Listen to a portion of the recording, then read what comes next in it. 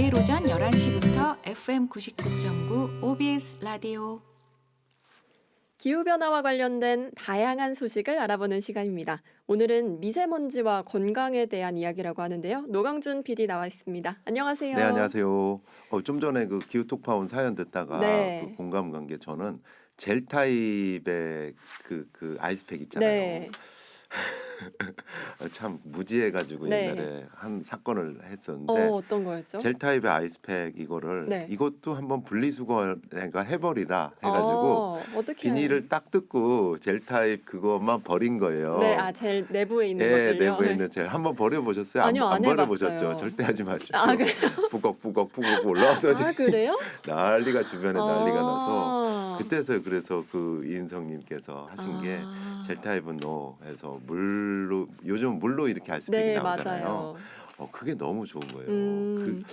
이런 화학 물질이 내 옆에 있었구나 이런 생각을 아. 했었습니다. 절대 요거 다르면 안 되겠네요. 버리지 마세요.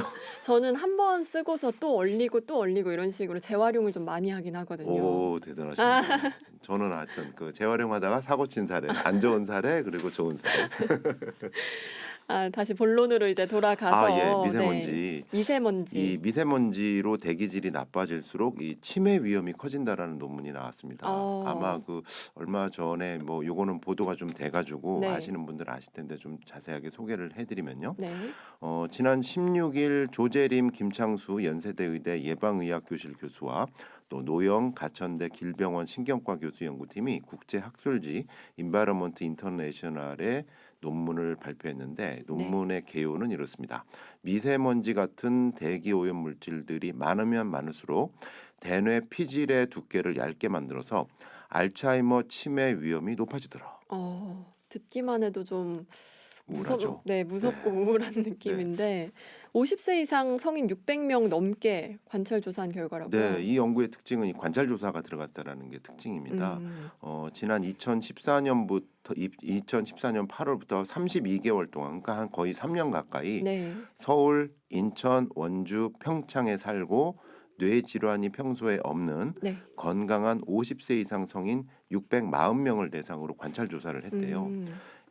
초미세먼지, 미세먼지, 또 이산화질소 이 세 가지 지표하고 뇌 건강에 미치는 영향을 분석했는데 분석 결과 이 오염물질의 농도가 높아지면 높아질수록 대뇌 피질의 두께는 이러이러하게 줄어들더라. 수치는 굳이 말씀을 안 드리겠습니다. 대뇌 피질 잘 와닿지는 않는데 저도 이번에 새롭게 공부를 어떤 했습니다. 뇌 부위일까요? 그러니까 대뇌 피질이 이제 대뇌 표면에 네. 신경세포가 모여 있는 곳이래요. 기억, 학습 능력 등 뇌 인지 기능 담당을 하는데 이 대뇌 피질이 변화가 알츠하이머 치매하고 굉장히 연관이 깊답니다. 그래서 일반인의 대뇌 피질 두께가 만약 한 2.5mm 정도 된다 그러면 알츠하이머 치매 환자는 2.2mm로 더 얇아진대요. 이 피질이 얇아지면 얇아질수록 기억이나 학습 능력 이런 인지 기능이 떨어진다는 거죠. 그런데 미세먼지 노출 정도가 심하면 심할수록 대뇌 피질의 두께가 얇아졌다. 그리고 더 중요한 거는 패턴인데요. 이 대기오염 물질로 인한 대뇌 피질 감소 양상이, 그러니까 패턴이 알츠하이머 치매 환자의 그것과 비슷하더라. 이게 이 연구의 가장 핵심 내용입니다. 그 미세먼지에 딱 노출이 되면은 네. 그 치매를 유발하는 그 대뇌 피질이 얇아지는 게 아주 딱 드러났다는 거죠. 얇아지는 건 기존 연구에서도 언급이 됐었는데 네. 패턴까지 비슷하더라. 패턴까지. 알츠하이머 치매 환자의 패턴하고 비슷하더라. 그래서 전두엽, 측두엽, 두정엽, 뇌섬엽 점점 제가 모르는 거를 하느라 좀 빠르게 하고 있습니다만 이 여러 기능이 떨어지면 치매가 발병하는데 이런 패턴이 이 미세먼지 이 농도 증가하고 가장 유사하게 나타났다. 이거를 아주 심각하게 이 연구 논문에서 지적을 하고 있습니다.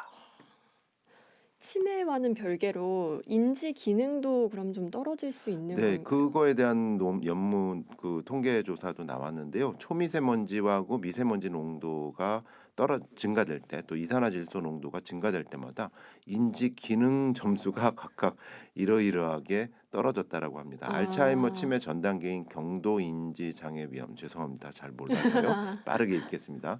각각 1.5배, 2.2배, 1.7배로 증가하고 있더라. 아, 저도 모르게 계속 지금 미세먼지 어떻지? 지금은 네, 이렇게 어떤가요? 찾아보게 되는데 예, 그래도 오늘은 보통이에요. 다행입니다. 서울 40, 경기 41, 인천 50 이렇게 다 보통 수준에 있는데 네. 이게 보통 기준이 30에서 80 마이크로그램 퍼 세제곱미터 이렇게 되더라고요. 그래도 오늘은 뭐 40, 50 이 정도면 좀 그나마 좋은 쪽에 가까운 보통이지 않나 이런 생각이 드네요. 그렇습니다. 그래서 연구자들은 대기오염이 심할 때는 아예 외출을 삼가시는 게 좋고, 뭐 늘상 뉴스에서 나오는 말이지만 이렇게 들으니까 또 새롭습니다. 네. 바깥 활동할 때는 마스크를 착용하는 것이 좋다. 개인적인 차원에서는 이렇게 되고, 네. 국가나 지자체 차원에서는 역시 미세먼지를 줄여나가야겠죠. 네. 이게 미세먼지는 그래도 눈에 보이니까 다행인데 초미세먼지라든지 맞습니다. 잘 안 보이잖아요. 네, 영유아들한테 네. 또 굉장히. 그러니까 제가 그 얼마 전에 그 영화 한 편을 봤는데 네. 아마 보셨을 거예요. 네. 이렇게 어떤 영화 보셨죠? 그 제목은 잘 기억이 안 나요. 네. 요즘은 잘 제목은 기억이 네. 안 나는데 장면이 어떤 거냐면 영국의 이야기인데 네. 어느 날 이제 그 안개가 막 자욱한 거예요. 네. 근데 사실 우리는 알고 있죠. 그게 스모그다라는 그쵸. 거. 그러니까 대기 오염으로 해가지고 그 배출 가스가 안개하고 결합해가지고 막 자욱한데 그때는 그게 스모그라는 걸 몰랐던 시대죠. 왕실에서 안개가 막 안개가 자욱하네 오늘도 왜 이래 이러고 손수건으로 맞고 가다가 네. 갑자기 쓰러지는 거예요 사람이. 아. 팍팍팍팍 쓰러지는데 그게 이제 폐질환으로 연결이 되고 아. 그랬던 시대니까 뭔가 이미 안 좋은 일이 나타나고 있는데 네. 뒤늦게 그게 뒤늦게 아는. 스모그였구나. 그러니까 제 기후 변화라는 것도 기후 위기가 진행되면 될수록 뭔가 안 좋은 일들이 엄습해 있는데 맞아요. 이게 뭐지?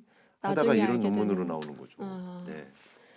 미세먼지가 폐에 안 좋을 거다 이런 생각은 해본 적이 있는데 사실 치매도 그렇고 이제 또 안구건조증이랑 기후 네. 변화랑 또 관련된 의학 논문이 있다고요. 네, 좀 전에 논문은 이제 세브란스 병원 쪽에서 나온 논문인데 이제 연대가 있으면 고대가 있고 고대 있으면 연대 있지 않습니까? 고대 안암병원의 논문을 아. 소개해드립니다. 일부러 그런 건 아니고요. 네. 기후 변화와 대기 오염이 안구 표면의 건조증 같은 질환을 유발한다. 이거는 국제학술지 아큘러 서피스지에 게재가 됐는데요.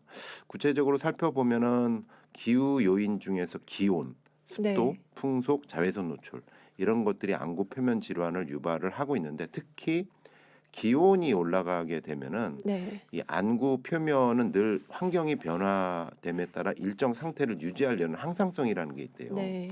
근데 이게 스트레스를 계속 받게 되는 거죠. 아. 그래서 안구 표면 질환과 눈 결막 질환인 트라코마로 이어질 수 있다. 반면 습도가 낮아지면 요즘 또 건조하지 않습니까? 맞아요. 안구 건조증 위험이 높아진다라는 분석이 나왔고요. 또 지속적인 자외선 노출은 이미 뭐 눈 건강에 얼마나 안 좋은지는 익히 알고 계시기 때문에 자세한 설명은 생략하도록 하겠습니다. 저도 안구건조증이 있어서 인공 눈물 꼭 들고 다니거든요. 네. 이게 또 기후 변화와도 연관이 있었다니. 특히 네. 기온하고 습도가 굉장히 민감하다라고 하고요. 이 연구에서 또 다른 부분은 기후뿐만 아니라 화학물질에 대한 분석도 나왔어요. 아, 네. 그러니까 세집 증후군 이미 많이 알고 계시잖아요. 네. 이것뿐만 아니라 만성 염증으로 입이 마르고 눈이 건조해지는 쇼그렌 증후군에 걸릴 가능성이 높아진다. 꾸준히 화학물질에 노출될 경우에. 그래서 직업적으로 화학물질에 노출되게 돼 있는 직업군에 계신 분들이 있지 않습니까? 네. 이 부분들에 대한 어떤 보건 안전 부분과 또 기후 변화로 기온과 또 습도가 계속 조정이 되는 것에 대한 변수 이런 거에 맞춰서 좀 근로 환경, 노동 환경도 좀 재조정될 필요가 있지 않을까 뭐 이런 생각도 들게 됩니다. 네. 눈 건강 지키는 거 갈수록 기후 위기와 관련돼 있고 하다 보니 더 중요할 것 같네요. 네, 요즘은 사실 뭐 그 더 느끼시겠지만 꽃가루 맞아요. 알레르기도 굉장히 심해지고 네. 있죠. 이번에 산책을 하는데 네. 아이스 아메리카노를 들고 이렇게 걸어 다녔거든요. 네. 빨대가 까만색이었어요. 어. 근데 꽃가루 때문에 노란색이 된 거예요. 그래서 이거 보고 이게 내 입으로 다 들어가고 있다고 이 생각이 들더라고요. 이게 그 최근 논문에 따르면은 네. 한 평균 2주 정도 길어진대요. 아, 이게 꽃가루 심한 네, 시기가요? 그러니까 기온이 네. 올라가서 나무들이 아직도 지금 활동해야 되나 봐, 뭐 네. 자선 안 되나 봐, 이렇게 겨울에도 아, 따뜻하잖아요. 이러니까 생장 활동을 하고 아, 또 그리고 꽃가루가 이 대기 중에 이산화탄소 농도가 높아지면 꽃가루를 많이 아, 분출한대요. 그래요? 그러니까 그 식물들한테는 이산화탄소가 네, 밥이잖아요. 맞아요. 아이고 먹을 게 많네 하면서 먹었으니까 또 그렇구나. 이세 만들어야지 하면서 꽃가루를 많이 아, 하는데 알레르기 있으신 분들한테는 점점 더 아, 어려워진다. 그니까요. 저도 강아지랑 산책하는데 강아지가 막 계속 킁킁 이러는 거예요. 강아지도 이러네. 마스크를 씌울 수도 없고. 그렇습니다. 그래서 이 눈 건강으로 다시 돌아오면 이 안구 표면 질환은 여러 환경 요인에 동시다발적으로 영향을 받을 수 있기 때문에 역시 이 부분도 똑같습니다. 전문가들이 외출을 자제하고 대기오염이 심한 날에는 또 외출할 때는 모자나 선글라스 착용해서 안구 표면이 자외선에 노출되는 경로를 차단할 필요가 있다. 그리고 업무 중에 틈틈이 눈의 피로를 풀어줘야 된다. 일을 너무 많이 하시지 말라라는 얘기인데 이게 참 쉽지가 않죠. 그쵸. 여기까지입니다. 오늘. 아, 감사합니다. 노강준 PD였습니다. 감사합니다. 오늘 노래 선곡도 준비를 하셨다고요? 이 그 안구 건조증에 대해서 이렇게 그 준비를 하다 보니까 네. 불현듯 이런 가사가 이것도 제목은 잘 모르는데 네. 이런 노래 있잖아요.